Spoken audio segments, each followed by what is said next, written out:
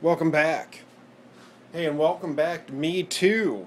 I just completed a long trip from Columbus, Ohio to Herkimer, New York, and back to Columbus, Ohio again in less than 2 days. It was a hectic 2 days, but well worth it. Got to meet Brother Crusher out there in Herkimer, New York. Got to see, I guess it's the Mohawk Valley of New York and the unpredictable weather of the Mohawk Valley in upper New York. But it was all good. I enjoyed myself immensely. Didn't get to spend as much time there as I wanted, but hey, you get what you get and you don't throw a fit. And I delivered an Urban Express to Brother Crusher, 1982 nu50 Deluxe. I thought it was running nicely. I hope he thinks so as well. I think it went to a good home. And I got to work on Brother Crusher's silver Urban Express, also a deluxe model, which escaped me until he pressed the electric start and started it up, and I was like, well, what do you know? So we got that running nice with the little time that we had to get it running well. And actually I've got a short video of me on North Main Street in Herkimer, New York with the goods, and I'll post that a little bit later. But hey, I probably will soon turn my focus on other projects besides all these Urban Expresses I seem to have, and they are a great bike. They are probably my favorite bike now, and I'm glad I've gotten up close and personal with several of them lately. And you know what? I probably need to make a little more room in the fleet before I obtain another Urban Express, but the guy who sold me the last two has two more. One is absolutely mint, but he probably wants too much money. The other one is in really good shape, and I might make an inquiry as to obtaining that one. But that's probably down the road a ways. I probably need to uh, part with something else before I start accumulating more. But anyways, all that being said, I am happy to be home. I'm a bit tired, but I'm feeling the Urban Express love, and so I thought I'd make a short video just to kind of help out on the very basics. And I think you can see it. I will position the camera even closer. Maybe try to stick this in the middle of the screen. Brake adjustments. This is the same on the front as in the back. And what you want to do, get yourself some pliers and hold the cable when you need to. Basically, when you pull the brake lever, the left brake lever for the rear brake, and if there's too much play, you need to take up that play. And the way to do that is to tighten this nut. Now sometimes this nut does not want to move freely. So you can hit it with some WD-40 or your favorite rust busting lubricant. Whatever your liquid wrench, WD-40, PB blaster, etc., or just plain old motor oil, I don't know, transmission oil, you name it, that'll do the trick. And sometimes you have to hold everything else stable with the pliers, like I'm doing here, and take your wrench and make sure that only the nut turns. And I think I've got this set up to where I can do it by hand. So I've turned it in once. You might have to turn it in 2, 3, 4, 5 times, I don't know. And then to make sure you didn't turn it in too far, and of course my back wheel's rubbing here, but you want to rub it on the workbench. You want to spin the back wheel and make sure that it spins freely.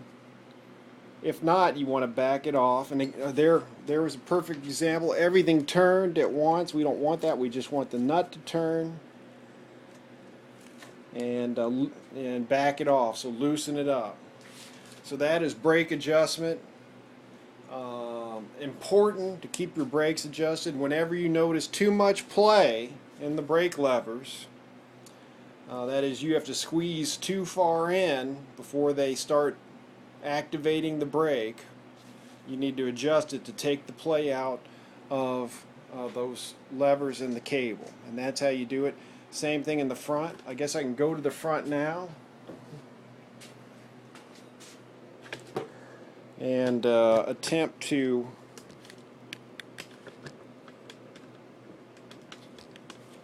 so in the front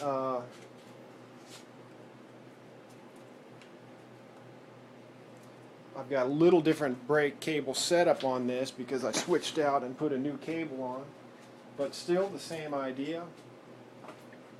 And the nice thing about the new cable is you can usually turn it by hand. But anyhow, if you grab a hold with the pliers and then just turn the nut in or out, depending on if you need to tighten or loosen them, and then pick the front wheel off the ground while you're on the center stand. Spin the wheel. Make sure that it's not catching. If it is, back it off. Or if it's not and you still need more adjustment, turn it in more. So that is your brake cable adjustment. Very important thing to do so that you have, if you take the play out of the levers, when you squeeze, especially if you squeeze in an emergency situation, you will be stopping quickly and not pulling back on the levers, and you know that play can add half a second or so to your stopping time, and you might need that stopping time. So take the play out of the cables. Another quick tip on, I guess this will be Urban Express quick tips, applicable to probably a lot of different bikes. Spark plugs. So I have got here B8HS NGK plug, which is not the plug for a stock bike, but it's a shorter plug, which I need for this particular DR kit that I've installed. And the higher the number on the plug, the 8, for example, the colder the plug. And that doesn't mean you run the plug in colder weather. What it means is you need a colder plug when you're running like a high compression kit like this, because a high compression kit, more compression means more heat. More heat means more problems. You basically want a colder plug to help deal with that excessive heat that a high compression kit creates. Now on a basically stock setup, you don't want an 8 plug, you want a 4 or 5 plug, no matter what time of the year it is. Matter of fact, you may want you want a hotter plug in the winter, but if you get too cold a plug on a stock kit, that can contribute to 4-stroking. So also, really the main cause of 4-stroking would be too rich of a main jet and probably excessive output of the oil pump. So, but if you got too cold a plug, that coupled with other things can lead to excessive 4-stroking. So just remember that. I've got a temperature gauge on this located up by the top of the triple tree here, which is See if you can see it right there. And I've mounted it to where I can see it. And the you want to have the temperature gauge where you can keep an eye on things. And what you want to do, I guess I'll just do a kind of a, see if I can get a view of the bike there. What you want to keep an eye on, you want to kind of establish a baseline after riding your bike of where, after it's warmed up, the temperature normally is. And then you want to have the temperature gauge in view so that all of a sudden, let's say your baseline on a stock bike is 325 degrees. Now, it'll be different on everybody's bike, but, on a stock bike, I would probably hazard anywhere between 315 to 340-ish, maybe, where your max temperature should be. So figure out what that is after riding around, and then keep an eye on it. And if you see the temperature shoot up to 380, 385, you need to say, hey, wait a minute, man, what's going on here? Why am I 50 degrees above normal? Could be a lot of different things. Maybe you're going up a steep hill. Maybe something's up with the oil injection system. Maybe you're out of oil. Maybe the oil injection line is coming out of the carburetor port, which can happen. I've had it happen and I've seen it happen. So that temperature gauge is there for you to monitor, kind of like the instantaneous health of your bike. And you can monitor that health by determining how hot it's running. So mount it up there where you can see it and keep an eye on it. Other things, well, I guess I'll mention this. If we can look down. When you mount the MLM pipe, make sure the stator wires go above the pipe. You don't want that pipe. I've seen this is a little different pipe, but still you don't want them running under this bracket in the pipe because they'll pinch the wires and potentially sever them, and that'll cause you problems. So what else to think about on the battery box? Unless you've got like a gel battery. What does this one have? You want to run a hose off the base of the battery box so that you can direct battery acid away from the bike down to the road. Because you see battery acid get on this stator cover all the time and eat away the paint. And that is bad news. I got to actually repaint this. One thing I was hoping to do was on eBay, I had purchased at a bargain price of like $11 plus shipping this transmission cover. And it's pretty beat up, but I actually wanted to put this on the Bone Crusher's bike. What I was going to do was sand it down and paint it either black or silver. But I ran out of time. That happens. I had big plans. Can't fault me. I had big plans, but I couldn't do it all.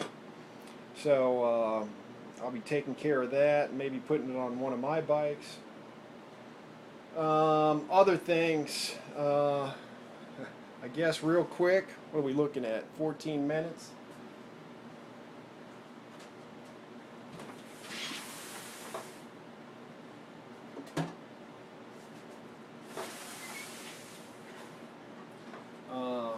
A lot of you guys might be just running the oil injector, and I guess now I'm even more against oil injectors because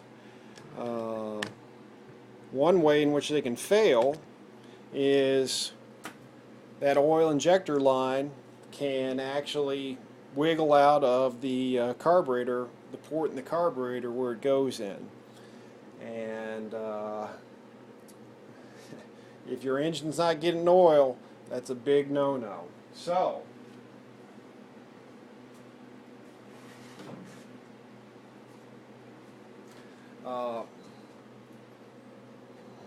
a while back I had purchased one of these 2-cycle engine oil containers with oil in it. This was mainly for lawnmowers and stuff.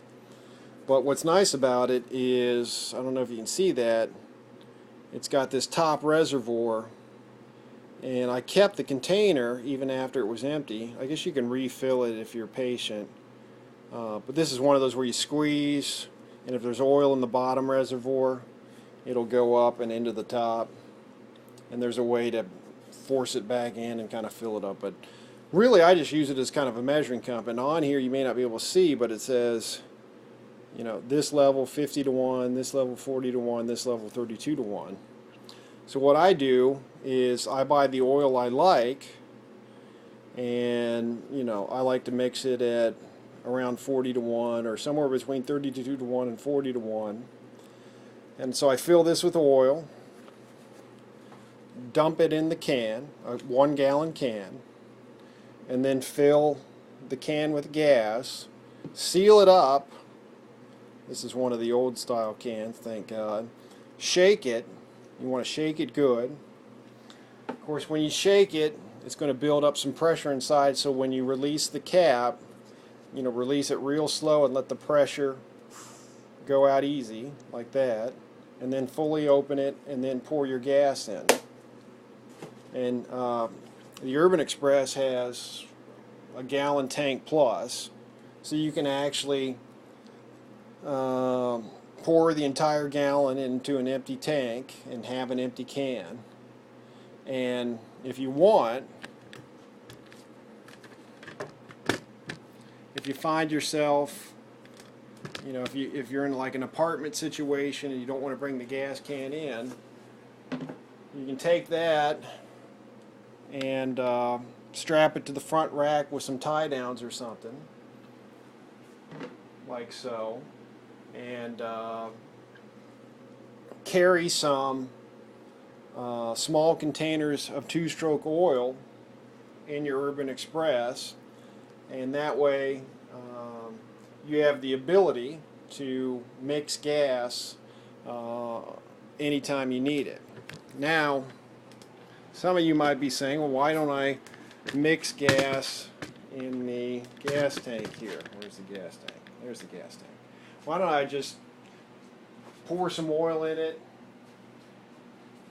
and fill it up with gas and then shake the bike around and call it a day? Well, because it is much easier to shake this can and mix up that oil and gas well than it is to do it in the bike. However, in a pinch, you can do it in the bike, but you probably need to, you know, move the bike back and forth to shake up the gas inside there and make sure you mix up that oil and gas really well. So, I guess any further thought? No, last thought. Just, you know, basic, quick tips on the Urban Express. I always recommend, and a lot of people will disagree with me, running the rear fender. Now, Honda Urban Express has an issue. There was like a recall back in the day about this rear fender because it would actually vibrate loose where it mounts in the front of the rear tire there. Well, really from what I can tell, all they did to fix that was took some blue Loctite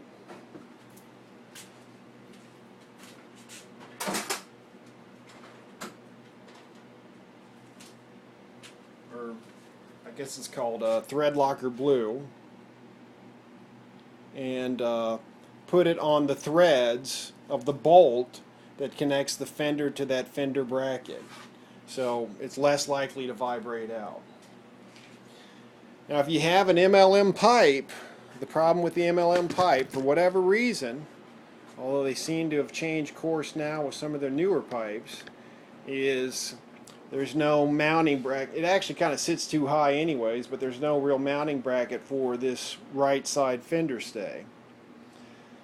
So what I did was I didn't want to cut up the stock fender stay, but I went to the bike store and got another fender stay, mounted it up, screwed it in right there, easy enough, drilled some holes, and then I just took a Dremel or a hacksaw and cut it off right here. Now, is it as stable as it could be without this fender stay? No. Is it still pretty stable? Yes. And the reason I highly advocate running that fender stay is you don't throw all kinds of road garbage up into your carburetor and air filter and underneath your gas tank and all over your fuel line and fuel filter. If you're riding in the rain, you keep the water off of everything too, or most of the water off of everything too. If you're riding in the snow, which some people do, especially in, let's say, northeastern New York, you're not kicking up snow and salt all over your pipe and stuff, and especially that salt will just destroy, these metal components over time, making them rust. So if you have a rear fender, mount it. And I guess if you want, you could even just rig it to where you use the stock fender stay with both the fender stays on each side, and just maybe not even connect this side if you can't do it. But definitely run the fender stay, and I'm even considering, just because the coverage isn't good, this will still kick up all kinds of mud and dirt all over the back of the bike, some sort of mud flap mounted here just to keep all that stuff down. So that would be my thought on the matter. People disagree. I understand people want to run huge rear tires and the rear fender's a problem with that, etc., etc. My personal preference is to run the rear fender, and it'll just make your bike will last longer, it'll be cleaner, it'll just be more pleasant to deal with on a daily basis. And if someone has to work on it, they don't have to get all grungy and dirty working on your bike. It'll still be a little bit dirty, but it won't be nearly as bad as if you run without the rear fender. So, hey, those are just a few basic pointers. I'm sure I'll probably finish this and think of 15 more I could have said, but this video is long enough. I want to say thank you to everybody for watching, and hope to see you soon on my next video, which may not involve the Urban Express. We may be moving on. Actually, it will. I want to do a video of this one on the road. I went back to the People's Pipe, and if I get the jetting right, let's see how fast this turkey can go. Hey, thanks for watching.